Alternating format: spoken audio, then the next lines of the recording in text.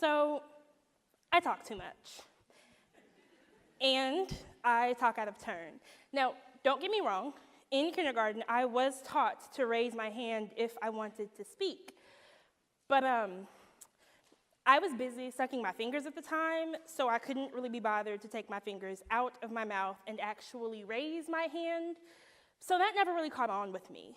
And try as I might to be respectful and do as I was told, I never could quite grasp the concept of that widely accepted notion of, I want to speak, so I will raise my hand. I couldn't get it, and now, well, I talk too much. Lucky for me, I have always had teachers who have given me the space to speak my mind.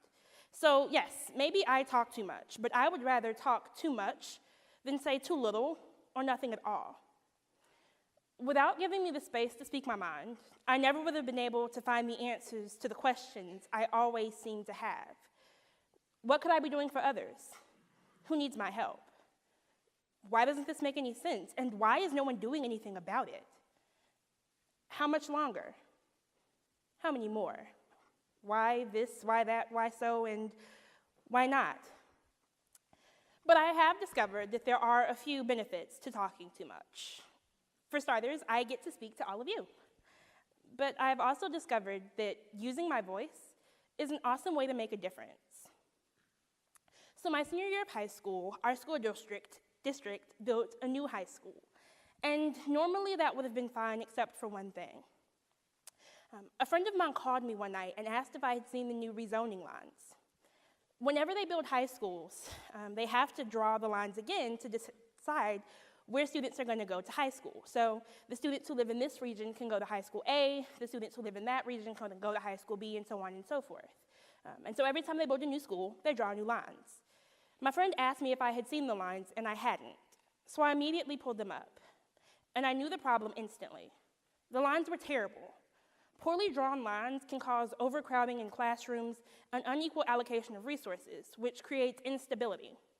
And that's never good. We knew we had a problem, and we needed to solve it quickly.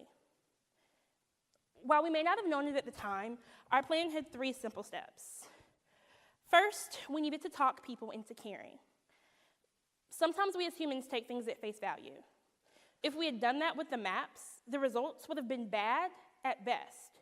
We needed people to understand that our cause was important and relevant to them. So we talked to them. But before you can really connect with someone, you have to understand what it is that they care about. For some people, just seeing the maps was enough to make them care. Other people cared about the financial implications of poorly drawn maps, while still some other people cared just about the stories and the people who would be affected by the poorly drawn lines.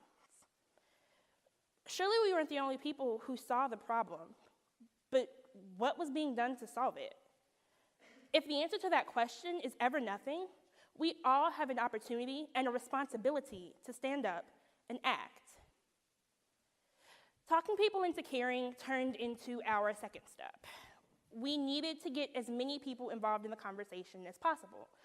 So in order to do that, we started standing up in our classes and telling our students, our fellow classmates, our teachers, talking to guidance counselors, what are the problems? We wrote articles for our school and local paper.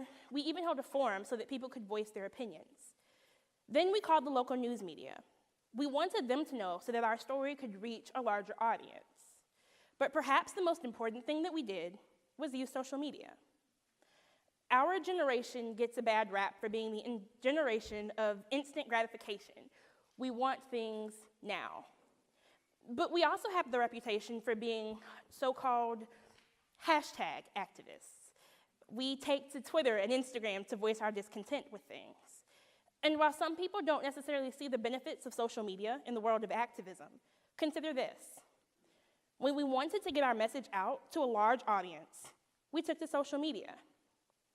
In a separate incident this past fall, with all of the chaos and the sadness and the confusion happening in Ferguson, what many reporters found was that they were unable to get their message out on the level that they wanted.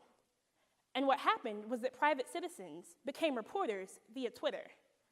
In response to that very same incident, students here on USC's campus The same night that they announced that they would not indict Darren Wilson, with less than 45 minutes warning and planning time, we were able to plan and organize a vigil that was attended by more than 100 people in less than an hour.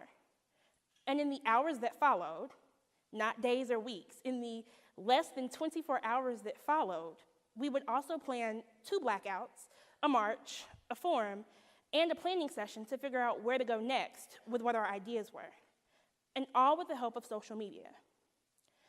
So I don't think that social media should replace boots-on-the-ground activism, but I certainly think that social media does a great job of telling boots on the ground where to march.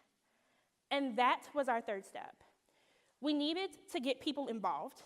We needed to get them in the conversation. But most importantly, we had to talk people into taking action. We, the students, knew that the only people with the power to change the maps was the school board. So we showed up to the school board meeting. Now, for those of you who have never been to a school board meeting, let me save you the snooze fest. Typically what happens is they recognize a middle school band or an elementary school choir, and that's cute. And then they go on and talk about policies that affect, 3 people, and discipline that affects no one, and no one goes to school board meetings. Except for this night. On this particular night, there were hundreds of people who showed up to voice their concerns.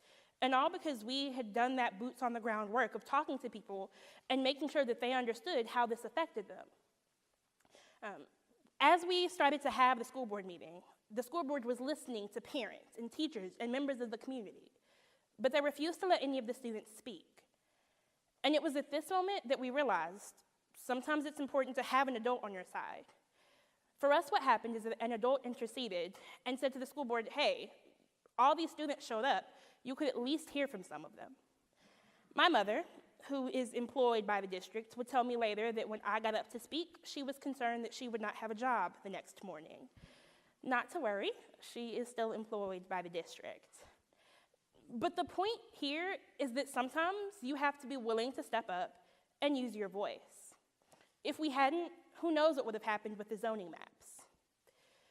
As an aftermath of what happened that night, in the next few weeks, the school board would release a new set of maps, and these zones made a lot more sense, and they would pass without much fanfare. No one went to that school board meeting. But the important part was that we had used our voices. We had raised our hands, no matter how bad we are at that, and spoken up. The leaders of the American Civil Rights Movement were youth, and that's because they understood that what youth can do responsibly, adults shouldn't. We tend to operate on this idea that if we just wait for youth to grow old, that they will all of a sudden be magically wise and have all the answers and never make mistakes. When in reality, doesn't it make more sense to try, fail, adjust, try again, and then repeat until you have a solution that works? Sometimes we find ourselves waiting for someone else to make the first move. We find ourselves waiting for a spark, waiting for a moment, waiting for something outside of ourselves. But if we keep waiting on something else, we miss our moments. And as long as we're waiting on someone else for something else, the only thing we're really actually waiting for is disappointment. So yes, maybe I never learned to raise my hand. But that's okay, because when it's time to have the hard conversations, I know that I have the power to stand up and speak. Sometimes the hardest conversations to have are the ones that are the most important. But it's our responsibility to step out, take that first step, speak those first words. So no, I don't raise my hand when I speak. I don't talk in turn. I talk way too much, and I understand that. But I never stop asking questions. People will try to silence you. Don't let them. Ask them why. Why not? Ask yourself, what could I be doing for others? Who needs my help? Why doesn't this make sense? Why is no one doing anything about this? Ask yourself those questions and then start talking. Because if there's one thing I know to be true, it's that when you're searching for justice, there's no such thing as talking too much. Thank you.